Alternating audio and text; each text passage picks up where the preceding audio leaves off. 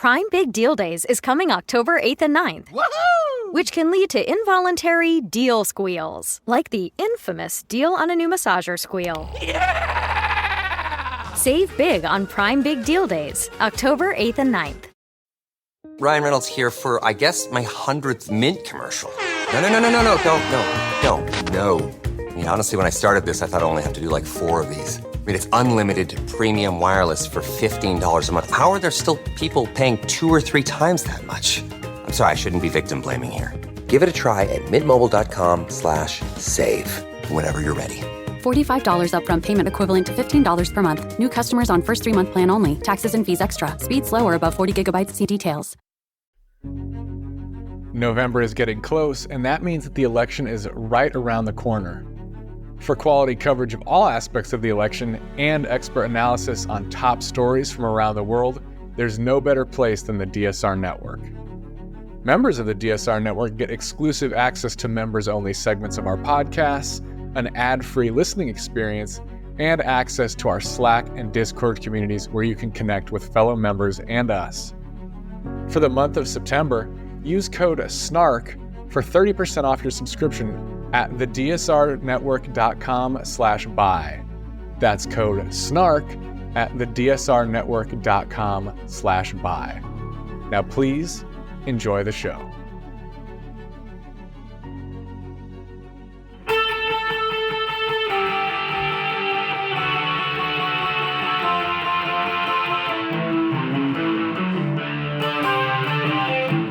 This is the Daily Blast from the New Republic, produced and presented by the DSR Network. I'm your host, Greg Sargent. In 2 bizarre rants over the weekend, Donald Trump openly lectured female voters, instructing them to understand that no matter what they think, they are worse off now than they were under his presidency. Trump said that thanks to him, women do not have to think about abortion anymore, also in a strange lecturing tone. This comes, coincidentally, or maybe not, as a new NBC News poll shows Kamala Harris is now leading Trump by an astonishing 21 points among women. Trump doesn't even seem to be trying to speak to women effectively anymore. What is his theory of the case on how to reach these voters? Today we're discussing this with Joan Walsh, National Affairs Correspondent at The Nation, who has written really well about Harris's appeals to female voters really work. Great to have you on, Joan. Great to be here, Greg. Thank you. All right, so in an epic all-caps rant on social media, Trump declared that women are poorer, less healthy, less safe, and less optimistic than they were 4 years ago, and then said they don't have to think about abortion anymore because it's now in the hands of the states. He followed up with this at a rally. I will fix all of that, women. I will fix all of that, and I will fix it fast. And at long last, this national nightmare that we're going through will be over. Women will be happy, healthy, confident, and free. You will no longer be thinking about abortion because it is now where it always had to be, with the states and with the vote of the people. The people are now voting, and many of those votes are far more liberal than we thought. But every legal scholar, every Republican and Democrat for years didn't want it in federal. They wanted it in the states. Joan, that's all pretty dubious stuff. The economy is doing better than in 2020 in his last year in office. Crime is lower than 2020, his last year in office.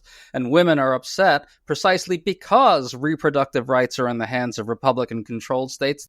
What on earth do you think Trump's trying to accomplish with this? I don't really know where that came from, Greg. I mean, it's almost like medieval or something. It's just like a vision of women who are supposed to be taken care of and, kept safe and all these things that he's not doing for sure, but that, have not really been our goals for quite a long time.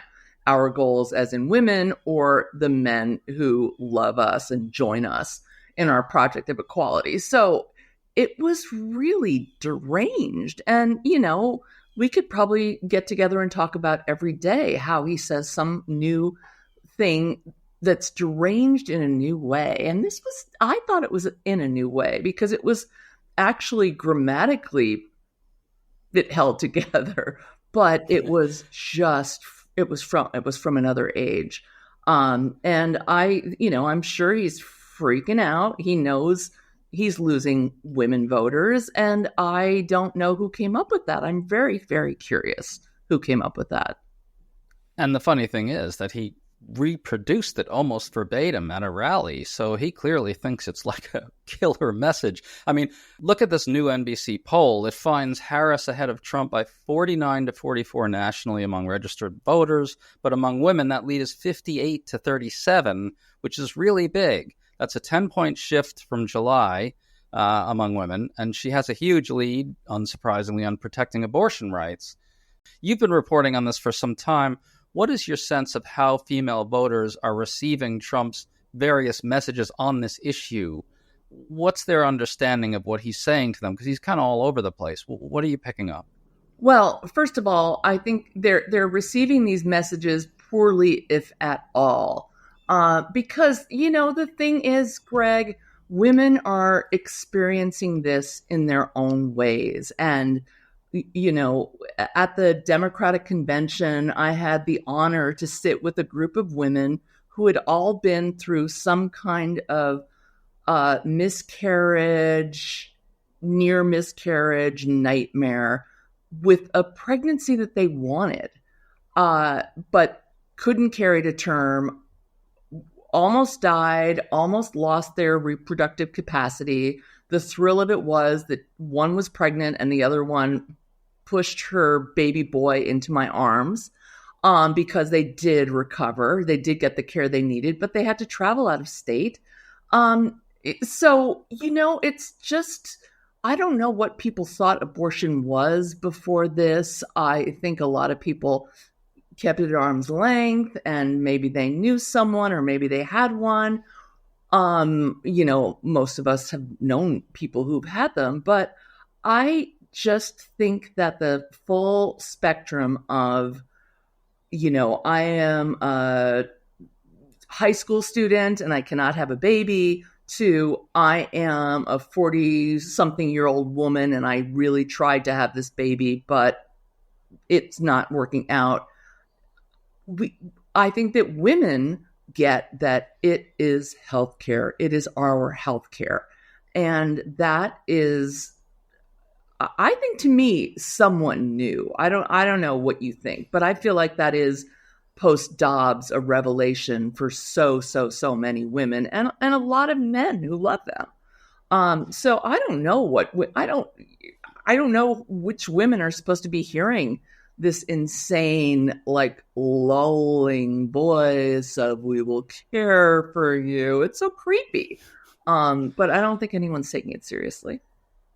Well, I absolutely do think it's new. I agree with you. It's powerful. I mean, you recently wrote about Harris's town hall with Oprah, and what you brought out, I thought, is how raw and emotional Harris's own appeals to women are on this issue. We've had these horrible stories out of Georgia of people dying. I have not seen an issue resonate like this in a very long time. It seems like it's really well suited to a certain type of voter-to-voter contact. This is not something that can really be controlled. It's really organic. People are telling each other stories. They're talking about it. What sort of impact will it have for Trump to be now telling women that they don't have to think about the issue anymore? I think that could break through. I appreciate your point about how maybe a lot of Trump's lunacy doesn't get through, but this feels like the kind of thing that could get through to them, especially if the Harris campaign kind of punches it through, which I think they should. Yes, uses it, and as well they should, because it is truly demented, it is truly deranged, it is truly untrue. And so, I think you could be right. I guess I'm just partly hoping that women don't have to listen to this nonsense, but fair enough. It's, it is really, I don't know what he thinks he's doing with this, but I don't know what he thinks he's doing with so much of what he's saying and doing. So, well, I think one way to understand it is a quote that he used to repeat from time to time about certain types of housewives supporting him, and suburban housewives. Yes. And I do think that he thinks that there's this kind of constituency out there of women who are not on board with the revolutions of the 60s and 70s and 80s, who are still in a place where they understand their role in family and social life very differently. Doesn't that seem like what's going on with him? I think he actually has a conception. This is not a young guy, I want to remind you. I think he does have a conception of a constituency that he's talking to. You know, in the 80s and 90s, there was definitely a genre of woman who was kind of shattered by the falling apart of the family, the ease of divorce. She was a housewife. She did not get the kind of alimony she maybe would have in a different age. There were women who I think were really challenged by the feminist revolution and what followed so quickly after, which was not a feminist revolution. It was just like, let's just rid ourselves of responsibility for wives and people who stayed home. And I knew some women like that. I wrote about some women like that, but we are many decades away from that. And I just don't think there are that many women out there. I mean, we have joked about it from time to time. There's the whole trad wife garbage that's out there on the internet, on TikTok. There are women who are, calling other women to, go home and be domestic. But in general, very, very few of us get to do that, even if we wanted to. And almost none of us want to do that. So I think that is at the edge of his memory. I guess his mom was like that. But it's not a real concept. And I don't think there are very many women today who are hoping to be liberated from abortion or contraception or freedom itself. But he's got a backwards looking mind, so who knows what he sees. Trump also just confirmed that he won't participate in another debate with Harris, even though Harris has said she's prepared to debate again. Here's what Trump said. The problem with another debate is that it's just too late. Voting has already started. She's had her chance to do it with Fox. Fox invited us on, and I waited, and they turned it down. But now she wants to do a debate right before the election with CNN because she's losing badly. Joe, and everybody laughs at this, Trump running from a fight with a woman and so forth. But I think there's something really serious here as well. The last debate showed Trump really making a total hash of his answers on reproductive rights, while Harris had some of her best moments on that issue. My strong suspicion is that there's a real calculation here. Trump and his advisors do not want Harris to have another super high-profile moment, or many, to connect with voters across the country on this question. That's what I think. I agree, Greg. But, there's also that kind of famous saying that I'm going to actually botch because I won't get it exactly right. But, women live in fear that men will kill them, and men live in fear that women will laugh at them. That's a real saying. Might not be verbatim. That's what happened there. She laughed at him a lot.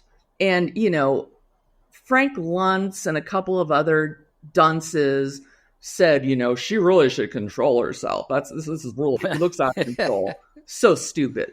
She was having a good time, and she was laughing at him. And I think that's kind of the whole story, whether it's, the details of the policy, things he got wrong or not.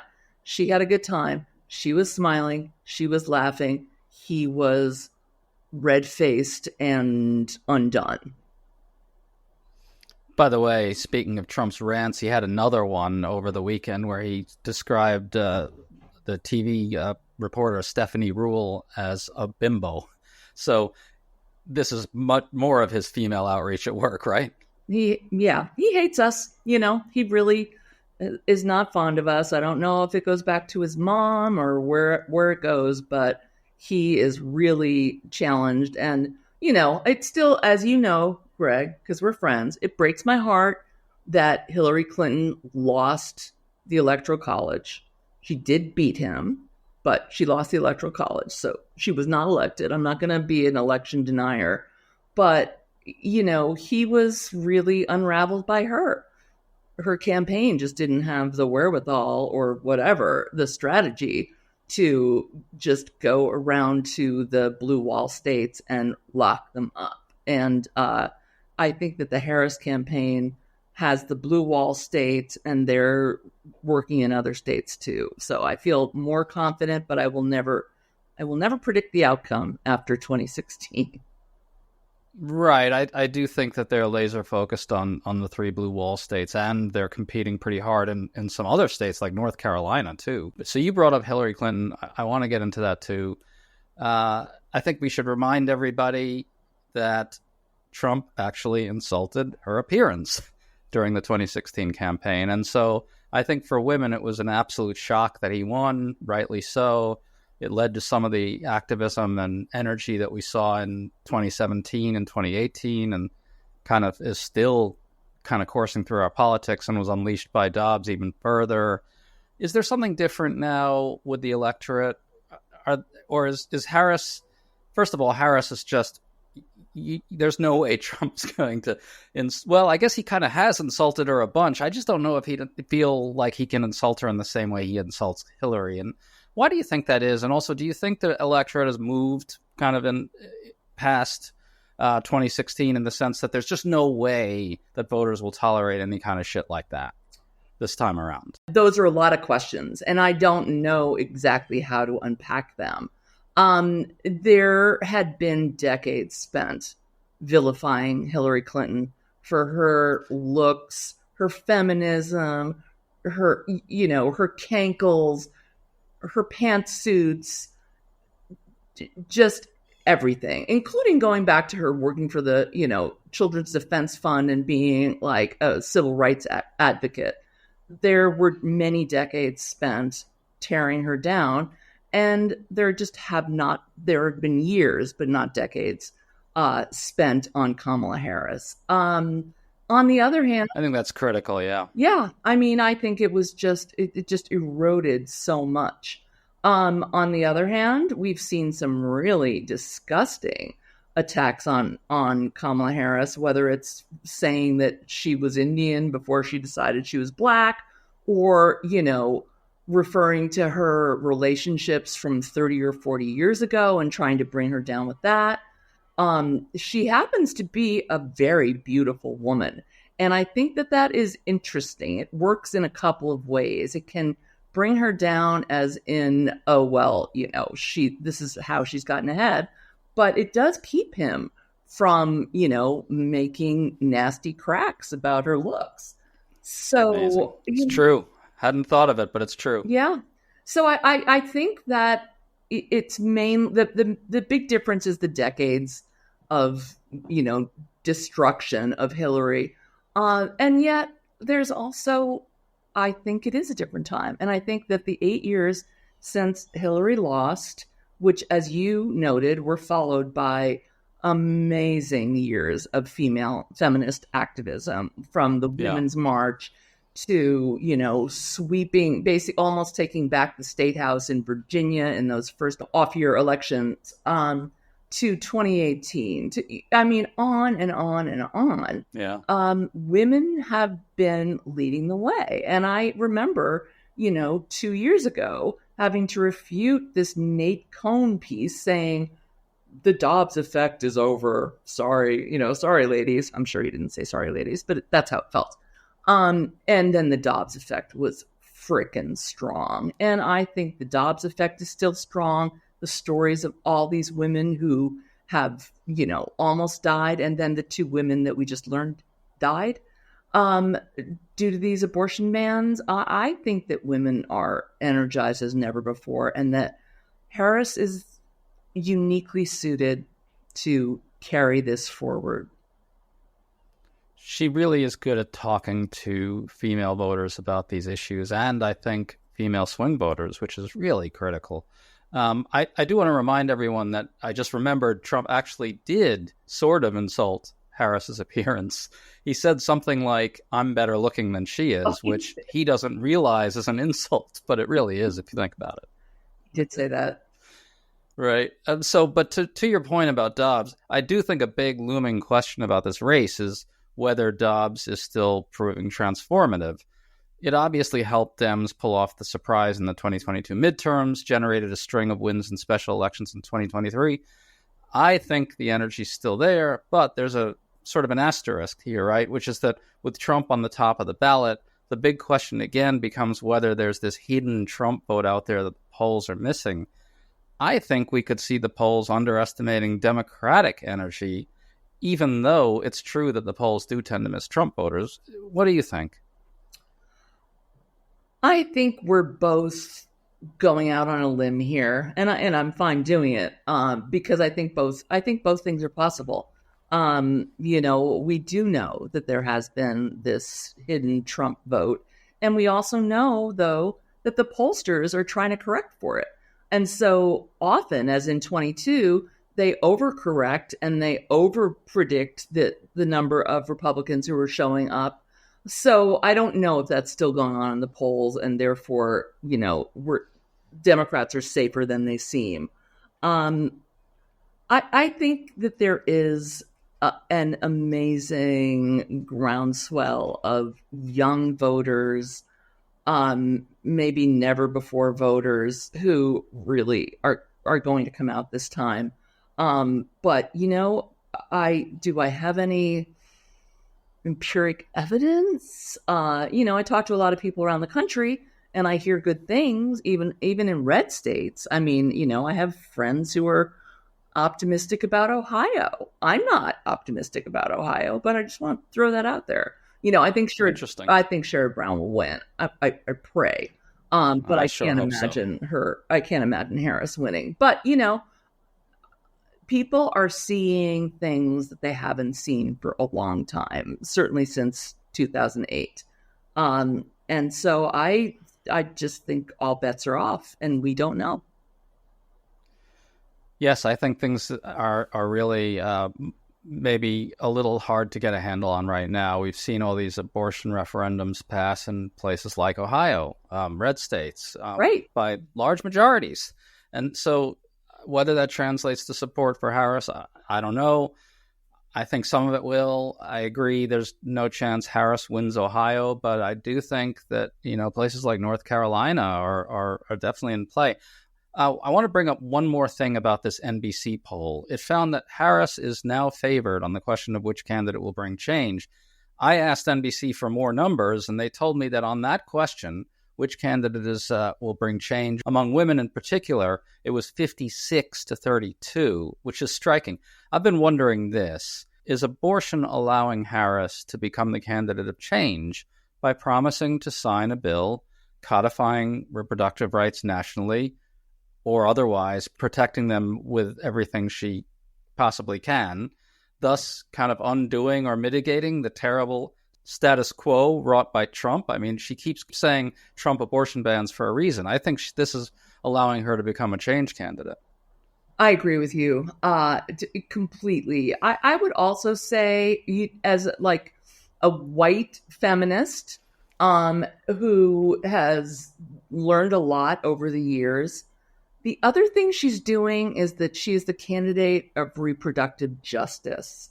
And that means a lot to a lot of women, including white women.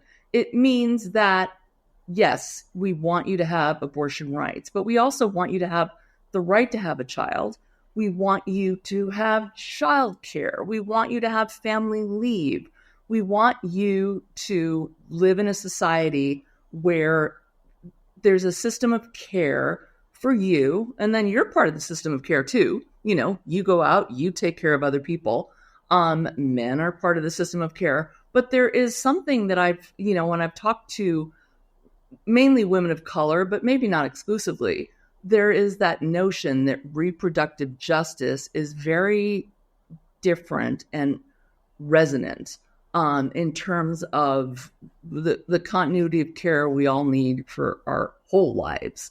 And I think that she's scoring on that front too, that people are hearing it that way, that they know she's introduced as a senator, introduced legislation to reduce maternal mortality and infant mortality.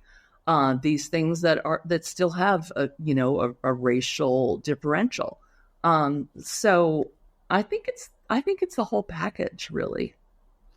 I agree, and I think she's really, really good at talking about, in particular, what's happening to doctors and patients, the fear they go through, the distress that these Trump abortion bans, as she puts it, are inflicting on people. And this is really the way to get to those moderate women, those independent women, blue-collar white women. Yeah, and I think she's done a wonderful job at making that, a central theme of her candidacy. And she started it back even before she was the candidate. But certainly through the convention, through the Oprah town hall the other night, these women have become, her allies and her defenders, and are, traveling. I mean, these women, like, now they have small children. They're nonetheless going out to campaign for her. And these things have a multiplicative effect, and just really bring more and more people on, I think. That's what I'm seeing.